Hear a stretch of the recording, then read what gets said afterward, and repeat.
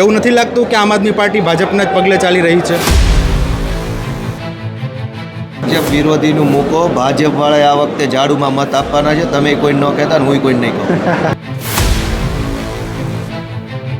કે આમ આદમી પાર્ટી એ ભાજપની બી ટીમ તરીકે કામ કરે છે. ગોપાલ ઇટાલિયાને પૈસાથી ખરીદી શકતી હોત, પોલીસથી ડરાવી શકતી હોત, જેલના ડરથી ગભરાવી શકતી હોત, તો આ 400 જણાનું ધાડું જ ન ઉતારવું પડે. તો હું ચૂંટણી જીતીશ તો ભાજપને ખબર છે ભૂકા નીકળી જવાના છે.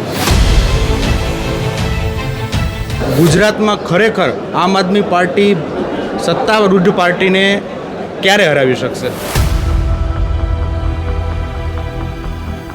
કાચું નહીં પાક્કું કામ કર્યું છે ભ્રષ્ટાચાર કરવાનું, પાક્કા પાયે કર્યું છે. ખોટા કાગળ બનાવીને પાક્કું કૌભાંડ કર્યું છે. શું લાગે છે કે વિસાવદર સીટ ઉપર ગઠબંધન શક્ય નથી બન્યું? શું કારણ છે? લોક જુવાળ તમે અહીંયા જુઓ, કોઈ પણ ગામમાં જુઓ, જબરજસ્ત ભયંકર જુવાળ, સ્વયંભૂ. લોકો પોતે એમ ઈચ્છે છે કે ગોપાલ ઇટાલિયાને એક તક તો આપવી છે.